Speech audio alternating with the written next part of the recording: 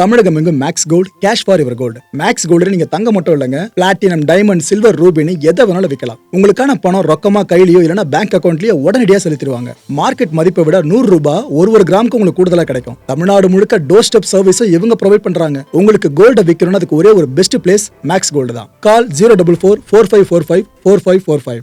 வணக்கம். Big topic with Karthik Mayakumar. தனியால் அவர் நினைச்சா உலக பங்குச்சந்தையை காலி பண்ண முடியும். உலகம் முழுக்க பதட்டத்தை பெருசாக ஏற்படுத்த முடியும் அப்படின்னா அவர் தான் தானே தலைவன் டொனால்ட் ட்ரம்ப். அவர் பேசி வச்சிருக்க பேச்சிருக்க இன்னும் அதோட இம்பாக்ட் குறையலைங்க. இந்த ஈரான் கான்ஃபிளிக்ட்ல அவரோட நகர்வுகள் இருக்கல, இதை பத்தி தான் முழுக்க பார்க்க போற நிகழ்ச்சிக்குள்ள போலாம்.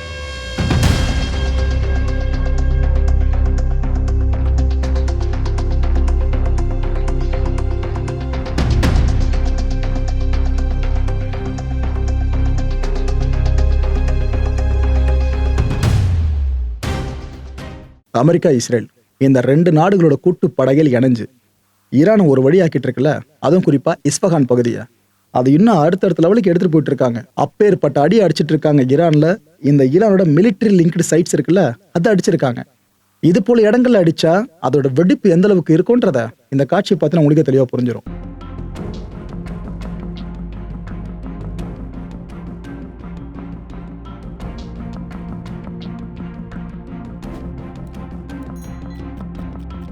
கமல் கராசி இவரு ஈரானோட முன்னாள் வெளியுறவுத்துறை அமைச்சர். அது மட்டும் இல்ல, கொல்லப்பட்டார்ல ஈரானோட முன்னாள் சுப்ரீம் லீடர், அவரோட மிக முக்கியமான அட்வைசர். அப்பேற்பட்ட இவரு இப்ப சமீபத்துல அமெரிக்கா, இஸ்ரேல் சேர்ந்து நடத்தின அந்த அட்டாக்ல உயிரிழந்துட்டார்னு தகவல் வெளியே வந்துட்டு இருக்குங்க. பெருந்தலைவர் ஆக்சுவலா ஈரான் அரசியலை பொறுத்த வரைக்கும்.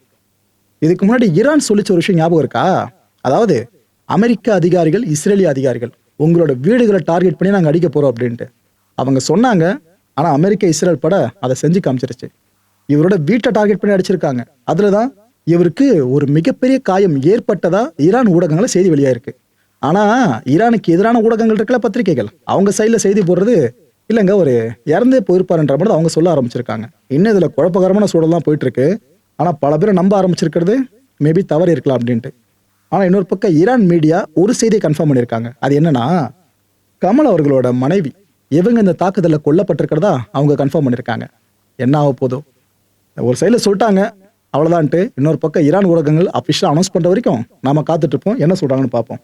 அடுத்து இந்த ஈரான் என்ன பண்ணியிருக்கு, இதுக்கு முன்னாடி சொல்லிச்சு பாருங்க, இந்த அமெரிக்கன் கம்பெனிஸை சும்மா விட மாட்டோம், அங்கே இருக்க எம்ப்ளாயிஸ்லாம் ஒழுங்காக வீட்டுக்கு போயிடுங்க, அந்த கம்பெனிஸை சுற்றி மிடில் ஈஸ்ட் முழுக்க அந்த கம்பெனிஸை சுற்றி 1 கிலோமீட்டர் ரேடியஸை தாண்டி மக்கள் இருங்க, அதான் உங்களுக்கு சேஃப்னு ஏற்கனவே ஐஆர்ஜிசி சொல்லிச்சு. முந்தைய வீடியோவில் பற்றி நம்ம தெளிவாக பேசணும். எந்தெந்த கம்பெனிஸ் முந்தைய கொண்டு நம்ம லிஸ்ட் போட்டிருந்தோம். அதில் நம்ம லிஸ்ட் போடுறது ஒரு கம்பெனி அமேசானை ஒரு வழி ஆக்கியிருக்காங்க. ஈரான் அடிச்சிருச்சு. என்ன பண்ணியிருக்கு, அமேசானோட கிளவுட் ஆப்ரேஷன்ஸ் இருக்குல்ல பஹ்ரைன்ல, இதை டார்கெட் பண்ணி அடிச்சிருக்காங்க. இந்த முறை ஈரான் சொன்ன மாதிரி அடிச்சிருக்காங்க. ஆக்சுவலி அது ஃபர்ஸ்ட் டைம் கிடையாதுங்க. ஏற்கனவே இந்த கான்ஃபிளிக்ட் ஆரம்பிச்சப்பவே அமேசான் சார்ந்து அட்டாக் பண்ணாங்க. இப்போ 2வது முறையாக இந்த கான்ஃபிளிக்ட்ல அமேசானை அடிச்சிருக்காங்க. இந்த ஏடபிள்யூஎஸ்ன்னு சொல்லுவாங்கல்ல, அமேசானோட வெப் சர்வீசஸ், இதை டார்கெட் பண்ணி தான் இப்போ ஏற்பட்ட அட்டாக் பண்ணியிருக்காங்க. சொன்ன மாதிரி ஒரு கம்பெனி அடிச்சாச்சா, இப்போ அந்த லிஸ்ட்ல இருந்த மற்ற கம்பெனிஸ் என்ன நினைக்க வச்சு பாருங்க, எல்லாம் பயத்தில் இருக்காங்க. ஈரான்ல ஒரு ஈரானியரை நீங்க படுகொலை செஞ்சாலும் நாங்க திரும்ப தாக்குறது ஒரு ஆளை கிடையாது, உங்க அமெரிக்கன் கம்பெனி இந்த ரீஜன் முழுக்க இருக்குல்ல அதை அடிப்போன்னு சொன்னாங்க. ஒன்னா இப்போ ஈரான் அதை ஆரம்பிச்சு சக்சஸ்ஃபுல்லா போய்கிட்டு இருக்கு. இன்னொரு பக்கம் ட்ரம்ப் அனௌன்ஸ் பண்ணி தொலைச்சிட்டார்ல, 2-3 வாரங்கள் வரைக்கும் ஈரானை போட்டு புழக போறோன்ட்டு இந்த கான்ஃபிளிக்ட் எங்க போய் முடிய போதும். ஜாவித் ஜாரிஃப் ஈரானோட முன்னாள் ஃபாரின் மினிஸ்டர், இவர் இப்போ என்னென்ன சொல்றாருன்னா, இந்த பெர்ஷியன் கல்ஃப் ஸ்டேட்ஸ்லாம் இருக்கீங்களா, இப்போ வரைக்கும் அமெரிக்காவுக்கு சப்போர்ட் பண்ணிட்டு இருக்கீங்களா பல நாடுகளும், நீங்க அமெரிக்கா மூலமா நம்மளுக்கு செக்யூரிட்டி கிடைச்சிரும் அப்படின்னு நினைச்சுக்கிட்டு இருக்கீங்க. நான் அழுத்தம் திருத்தமா சொல்லிடுறேன், வெளிநாடுகள் மூலமா உங்களுக்கு பாதுகாப்பெல்லாம் கொடுக்க முடியாது. அது இப்போ நடந்துட்டு இருக்க கான்ஃபிளிக்ட்டை வச்சு நீங்க தெளிவா புரிஞ்சுக்குங்க. இந்த ஃபாரின் மிலிட்டரி பேசஸ் இருக்குல்ல, இது எல்லாம் மிடில் ஈஸ்ட்ல இருக்கிறதுனால தான் இப்போ இது போர்க்களமா காட்சி அளிச்சிட்டு இருக்க அந்த இடமே. அதெல்லாம் இல்லாம இருந்திருந்தா உங்களை எதுக்காக ஈரான் தொட போகுதுன்னு கேட்கிறாரு. இவங்க ஜஸ்டிஃபை பண்றாங்க. அமெரிக்கா எப்படி சிவிலியன்ஸை தொட்டுட்டு ஜஸ்டிஃபை பண்றாங்களோ இதைத்தான் ஈரானும் பண்ணிக்கிட்டு இருக்கீங்க. ட்ரம்ப் இவர் சீக்கிரம் போயிடுவாரு அப்படின்னு சொல்லியிருக்காரு. ஒருவேளை அதிபர் பதவிக்காலம் முடிஞ்சதுக்கு அப்புறம் போறத சொல்றாரா, இல்ல வயசாயிடுச்சு ட்ரம்ப்புக்கு ஸ்ட்ரைட்டா போறதை பத்தி சொல்றாரான்னு தெரியல. அவர் சீக்கிரமா போயிடுவாரு. அதுக்கப்புறமா ஈரான் இங்கதான் இருக்கும் எப்பவுமே. அந்த தனி மனுஷன் போயிடுவாருங்க, ஆனா இந்த நாடு எப்பவுமே இங்கதான் இருக்கும். ஸோ பார்த்து சூதனமா முடிவு பண்ணுங்க மிடில் ஈஸ்ட்ல இருக்கிற எல்லாருமே. இதுக்கப்புறமா வெளிநாடுகளை நம்பி பாதுகாப்பு சார்ந்து ஏதாவது நீங்க பண்ணீங்க அப்படின்னா இதே நிலைமை தான் திரும்ப வரும்ன்ற மாதிரி அவர் பேசி வச்சிருக்காரு. இன்னொரு பக்கம் ஈரானோட வெளியுறவுத்துறை அமைச்சர் அப்பாஸ், இவர் என்ன சொல்றாரு இப்போ, ஏதோ அமெரிக்கா சும்மா பில்டப் கொடுத்துட்டு இருக்கு, நாங்க தரைப்படை அனுப்ப போறோம், கிரவுண்ட் இன்வேஷன் பண்ண போறோம், உள்ள வர போறோம், அது இதுன்ட்டு காத்துக்கிட்டு இருக்கேன். அப்போதான் இப்போ இருக்க நான் தான் காத்துக்கிட்டு இருக்கேன் ஈகரா, சீக்கிரம் வர சொல்லுங்க. ஆனா எனக்கு இதுல ஒரு பெரிய டவுட் இருக்கு, இவ்வளோ பெரிய ஒரு ரிஸ்க்கை அமெரிக்கா எடுக்குமான்னு தெரியல. ஏன்னா எந்த ஒரு கான்ஃப்ளிக்ட்லையும் தரைப்படையை உள்ள அனுப்பிச்சு அதுக்கப்புறம் சக்சஸ்ஃபுல்லாக அவங்க ஆப்ரேஷனை பண்ணி முடிச்சதெல்லாம் ரொம்ப ரொம்ப கஷ்டம். அப்படி இருக்கும்போது வரலாற்றுலையும் நம்ம பல விஷயங்கள் பார்த்துருக்கோம். சிம்பிளாக சொல்கிற மக்களே, செகண்ட் வேர்ல்டு வாரில் சோவியத் யூனியன் கிட்ட மட்டும் ஜெர்மனி தாக்கு பிடிச்சிருந்துச்சு அப்படின்னா அவங்க தான் செகண்ட் வேர்ல்டு வாரில் வெற்றியாளர்கள். ஆனால் சோவியத் யூனியனோட அந்த டெரைன் இருக்குல்ல, அவ்வளோ கடும் குளிர், அதுக்குள்ள அந்த ஒட்டுமொத்த நாசி படையும் இழுத்து இழுத்து வர வச்சு தான் கடைசியில் அவங்களே இயற்கையால் கொல்லப்பட்டாங்க. அது மட்டும் நடக்கல, உலகம் இப்போ எப்படி மாதிரி யோசிச்சு பாருங்களேன், அப்படி போயிருக்கும் ஃபுல்லாக. இவர் அதான் மனசு வச்சு சொல்கிறாரான்னு தெரியல. இது போல் அமெரிக்கா எதுவும் பண்ணாதுன்னு நான் நினைக்கிறேன். அதையும் தாண்டி அவங்க இந்த படைகளை உள்ள இறக்கி விட்டாங்க அப்படின்னா இது வரைக்கும் அமெரிக்க படம் ஃபேஸ் பண்ணாத கேஷுவாலிட்டிஸை ஃபேஸ் பண்ணுவாங்கன்னு சொல்கிறாரு. காயம்பட்டதை பற்றி பேசலை, உயிரே போயிடுன்னு சொல்கிறாருங்க. வர்ற ஒருத்தரும் திரும்ப மாட்டாங்கன்ற மாதிரி தான் அவர் இங்கே பேசியிருக்காரு. ஏற்கனவே அமெரிக்காவோட ஃபெசிலிட்டிஸ் இருக்குல்ல, அவங்களோட மிலிட்ரி ஃபெசிலிட்டிஸ் மிடில் ஈஸ்டில், அதில் டேமேஜ் பண்ணிட்டோம். ஒன்று மிச்சம் வைக்கல, எல்லாத்தையும் டேமேஜ் பண்ணிட்டோம். இதில் எங்கள் பவர் என்னன்னு தெரிஞ்சிருக்கும். இதில் வர எங்களை தேடி நீங்கள் வரப்போறோன்னு சொல்லிக்கிட்டு இருக்கீங்களே, வரட்டும் நான் பார்த்துக்கிறேன்ற மாதிரி தான் அந்த மனுஷன் பேசியிருக்காரு.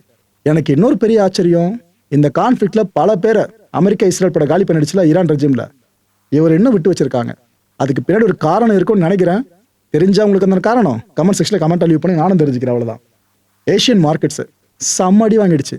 ட்ரம்ப் பேசினார்ல ஒரு 3 வாரங்கள் வரைக்கும் ஈரானை போட்டு புழக்க போறேன்ட்டு, அந்த ஸ்பீச் வெளியான உடனே ஆசிய பங்கு சந்தை அதில் பாதாளத்துக்கு போக ஆரம்பிச்சிருச்சு. உதாரணத்துக்கு ஜப்பானோட நிக்கை 225 1.5% காலி. இன்னொரு பக்கம் சவுத் கொரியாவோட காஸ்பி இது 2.6% காலி. இது பார்த்தா ஹாங்காங்கோட ஹாங்ஷென் இது 1% வரைக்கும் கீழே வந்துருச்சு. இது ஆரம்பம் தான். இந்த கான்ஃப்ளிக்ட்னா பெருசாக போக போக பங்குச்சந்தையில் முதலீடு பண்ணியிருப்பாங்களே அவங்க நிலைமை நினைக்கும் போது தான் நம்மளுக்கே கஷ்டமா இருக்கும். ஆனால் பணத்தை வச்சு வெயிட் பண்ணிட்டு இருந்திருப்பாங்களே, மார்க்கெட்டு கீழே வர்றப்ப நம்ம இன்வெஸ்ட் பண்ணிடலாம், கரெக்டாக இருக்கணும். அவங்களுக்கு ஜாக்பாட் தான் இந்த காலம் ஃபுல்லாக. அமெரிக்காவோட லா மேக்கர்ஸ் இருக்காங்களே, அவங்க டொனால்ட் ட்ரம்ப்போட இந்த ஸ்பீச் இருக்கு பாருங்க, இதுக்கு பயங்கரமாக ரியாக்ட் பண்ண ஆரம்பிச்சிட்டாங்க. இதில் ஒருத்தரை பற்றி கண்டிப்பாக சொல்லி ஆகணும், சக் ஷூமர், இந்த செனட்டோட மைனாரிட்டி லீடர். அவங்க என்னென்ன சொல்லியிருக்காரு, அமெரிக்கா வரலாற்றில் இதுக்கு முன்னாடி எவ்வளோ அதிபர்கள் எவ்வளோ முடிவு எடுத்திருக்காங்க, ஆனால் இந்த அதிபரோட முடிவு இருக்குல்ல, ஈரான் போர் சம்பந்தமான முடிவு, இது பிக்கெஸ்ட் பாலிசி பிளண்டர்னு சொல்றாங்க. அப்பேற்பட்ட வரலாற்று தவறான முடிவை டொனால்ட் ட்ரம்ப் எடுத்ததா சொல்றாங்க. இவரு ஆர்டிகுலேட் பண்ணிட்டு இருக்காரு, ஈரானுக்கு எதிராக அமெரிக்காவில் தாக்கு பிடிக்க முடியலன்ற விஷயத்த ஒரு முறை பேசும்போது ஆர்டிகுலேட் பண்றாரு தவிர ஓப்பனா ஒத்துக்க மாட்டாரு.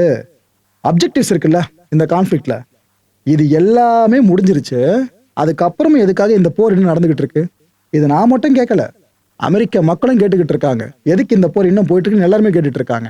அதுவும் இல்லாமல் டொனால்ட் ட்ரம்ப் அவ்வளோ பெரிய ஸ்பீச் கொடுத்தாருல, அங்கே எங்கேயாச்சும் ஒரு இடத்துலயாச்சும் அமெரிக்க மக்களை பற்றி அவங்க சந்திக்கிற ப்ராப்ளம்ஸ் இருக்குல்ல இப்போ இந்த கான்ஃப்ளிக்டால, இதை பற்றி பேசினாரா? அமெரிக்க மக்களோட கிச்சன் வரைக்கும் இந்த பிரச்சனை வர ஆரம்பிச்சிருச்சு. ஆனால் அதை பற்றிலாம் ட்ரம்ப் வாயை திறக்கல, சும்மா ஆவாசம் அதை பண்ணும் இதை பண்ணணும்னு பேசிட்டு இருக்காருன்னு வெளிநாடுகளில் இருக்கவங்க பேசல மக்களே. அமெரிக்காவோட செனட் மைனாரிட்டி லீடரு இப்படி பேசி வச்சிருக்காங்க, ரைட்டு. இன்னொரு பக்கம் நேட்டோவுக்கான முன்னாள் அமெரிக்க தூதர் ஐவோ தால்டர், இவர் என்னென்ன சொல்லியிருக்காருன்னா, சில கிரிட்டிக்கலான கொஸ்டின்ஸ்க்கு டொனால்ட் ட்ரம்ப் அவர்கள் பதிலே கொடுக்கலன்னு சொல்றாரு அந்த அட்ரஸ் பண்ண விஷயத்துல. அதில் பார்த்தீங்கன்னா, அமெரிக்கா எதுக்காக இன்னும் இந்த ராணுவ நடவடிக்கை தொடர்ந்து கொண்டு போகணும் புரியல. சுப்ரீம் லீடரை கொண்டீங்க, முக்கியமான மிலிட்டரி இன்ஸ்டாலேஷன்ஸ் ஆச்சு காலி பண்ணிட்டீங்க, இல்லை நீங்களே தான் சொல்றீங்க, அப்போதைக்கு என்ன சட்டை பெருசாக எடுத்துட்டு போயிட்டு இருக்கீங்க, எங்களுக்கு புரியல அப்படின்னு கேட்குறாரு. அமெரிக்கன்ஸ்லாம் என்ன தெரியுமா இப்போ திங்க் பண்றாங்க, ஏன் நாம இன்னும் பாதுகாப்பா இல்லை, இதை திங்க் பண்ணிக்கிட்டு இருக்கிறதா இவர் திங்க் பண்ணி சொல்லியிருக்காரு. அமெரிக்கன்ஸ் இன்னும் பாதுகாப்பாக தானே இருக்காங்க, ஆனால் ட்ரம்ப் தானே ஃபுல்லாக நம்ப வச்சுட்டு இருக்காரு, இந்த பேர் நீ பாதுகாப்பா இல்லை, ஈரான் ஒன்று த்ரெட்டு, நம்புன்னு. அதைத்தான் அவர் இங்கே கேள்வி கேட்டிருக்காரு. எதுக்கு இது போல அமெரிக்க மக்களை யோசிக்க வச்சுட்டு இருக்காரு ட்ரம்ப் புரியலன்னு அவரே சொல்றாரு.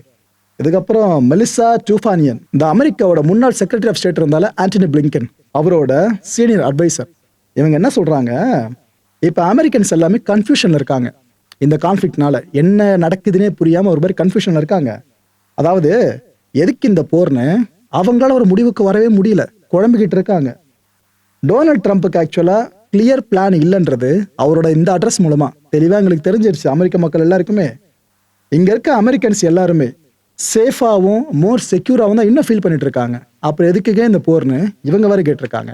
ஆனால் ட்ரம்ப் கேட்டீங்கன்னா இப்ப சேஃபா இருக்கிறதா சொல்லுவீங்க, ஆனா பின்னாடி நம்ம ஃபியூச்சர் ஜெனரேஷன் பாதிக்கப்படும். ஈரான் கிட்ட நியூக்ளியர் வெப்பன் வந்துச்சுன்னா அதுக்காக தான் இந்த ஆபரேஷன் எபிக் ஃபியூரி நான் கொண்டு போயிட்டு இருக்கதா அவர் சொல்லுவாரு. எந்த பக்கம் நம்புறது நீங்களே முடிவு பண்ணிக்கலாம் மக்களே.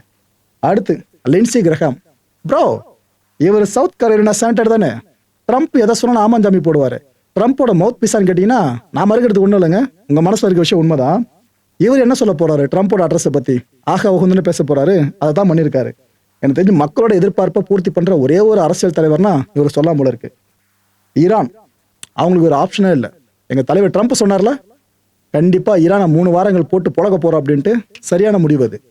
ஸோ இதுக்கப்புறம் ஈரான் வெயிட் பண்ண வேணாம், ஒழுங்கா டீல போடுங்க, அப்படி இல்லையா நாங்க பாம்பு போடுவோம், அதை ஃபேஸ் பண்ணுங்கன்னு சொல்றாரு. ட்ரம்ப் மாதிரி பேச ஆரம்பிச்சிட்டாருங்க இவரும். இந்த வார் இருக்குல்ல, இது இந்த கேம்பெயினோட முக்கியமான கட்டத்தை எட்டியிருக்கு இந்த ஆபரேஷன் எபிக் ஃபியூரில. இந்த கிடைச்ச சந்தர்ப்பத்தை ஈரான் பயன்படுத்திக்கல அப்படின்னா உங்க கதை முடிஞ்சது, அவ்வளவுதான்ற மாதிரி பேசியிருக்காரு. கற்காலம்ன்ற வார்த்தையை பயன்படுத்துறாங்க மக்களே. பீட் ஹெக்ஸத் இருக்கார்ல, யூஎஸ் டிஃபென்ஸ் செக்ரட்டரி, அவர் ஒரு போஸ்ட் போடுறாப்புல ட்ரம்ப் சொன்ன அந்த வார்த்தைகள் இருக்குல்ல, அதை கோட் பண்ணி போடுறாரு. ஈரானை கற்காலத்துக்கு அனுப்பிடுவோம், அவ்வளோ பெரிய அட்டாக்கை நம்ம பண்ண போறோம்ட்டு. டிஃபென்ஸ் செக்ரட்டரி அதையே மென்ஷன் பண்றாருன்னா எந்த மனநிலை இருக்காங்க தெரியுதா இப்போ உங்களுக்கு? ஈரான் ரெஜிம் மேல இருக்க கோவம்னா அவங்க மேல காட்டணும். ஈரான் அவ்வளோ மக்கள் இருக்காங்களே, அவங்களால என்ன ஆகுறது? அட்டாக் பண்ணா அந்த பாம்புக்கு தெரியுமா என்ன இவங்கள தான் போய் அடிக்கணும்ட்டு? இதை புரிஞ்சுக்கிற மாதிரி தெரியல யாரும்.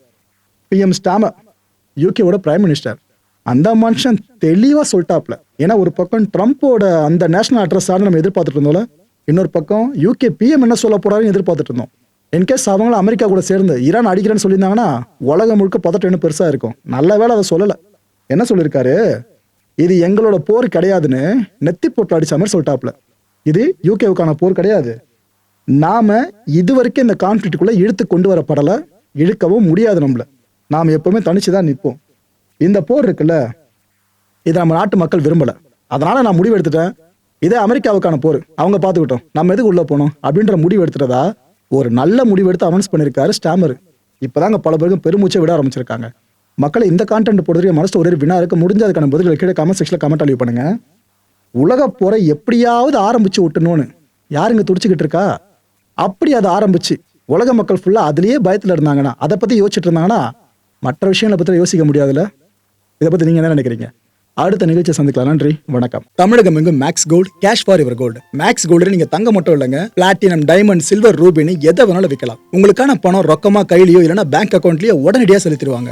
மார்க்கெட் மதிப்பை விட 100 ரூபாய் ஒரு கிராமுக்கு உங்களுக்கு கூடுதலா கிடைக்கும். தமிழ்நாடு முழுக்க டோர் ஸ்டெப் சர்வீஸும் இவங்க ப்ரொவைட் பண்றாங்க. உங்களுக்கு கோல்ட விற்கணும்னு அதுக்கு ஒரே ஒரு பெஸ்ட் பிளேஸ் மேக்ஸ் கோல்டு தான். கால் 04445454545. என் அன்பார்ந்த மாயம் ஸ்டுடியோஸ் நேயர்களே, மாயம் பக்தின்னு ஆன்மீகத்துக்காக பிரத்யேகமா ஒரு சேனலை கொண்டு வந்திருக்கோம். மறக்காம சப்ஸ்கிரைப் பண்ணி அந்த சேனலுக்கு உங்களோட ஆதரவை மனப்பூர்வமா தெரிவிங்க. வணக்கம் மாயம் ஸ்டுடியோஸ் நண்பர்களே. மாயம் ட்ரெண்ட்ஸ் அப்படின்ற ஒரு புதிய ஃபேஸ்புக் பேஜை ஓப்பன் பண்ணியிருக்கோம். நீங்கள் யூடியூப்ல பார்த்துட்டு இருக்கீங்களா நம்மளோட கான்டென்ட்ஸ்லாம், இதெல்லாம் விட ஒரு படி மேலே ரொம்ப கிறிஸ்பாகவும் ரொம்ப சூப்பராகவும் நிறைய கான்டென்ட்ஸ் உங்களுக்கு இந்த பேஜில் காத்துட்டு இருக்குங்க. ஸோ உடனடியாக ஃபேஸ்புக் பிளாட்ஃபார்ம் போங்க, மாயம் ட்ரெண்ட்ஸ்னு டைப் பண்ணி சர்ச் பண்ணி நம்ம பேஜை ஃபாலோ பண்ணுங்க. அப்படியே நம்ம சேனலையும் நீங்கள் சப்ஸ்கிரைப் பண்ணிட்டீங்க அப்படின்னா இன்னும் நிறைய புது புது கான்டென்ட்ஸை உங்களுக்காக ப்ரொடியூஸ் பண்ணி கொடுத்துக்கிட்டே இருப்பாங்க. நீங்கள் பண்ணுற ஒவ்வொரு சப்ஸ்கிரிப்ஷனும் எங்களுக்கு பெரிய மோட்டிவேஷனாக அமையும்.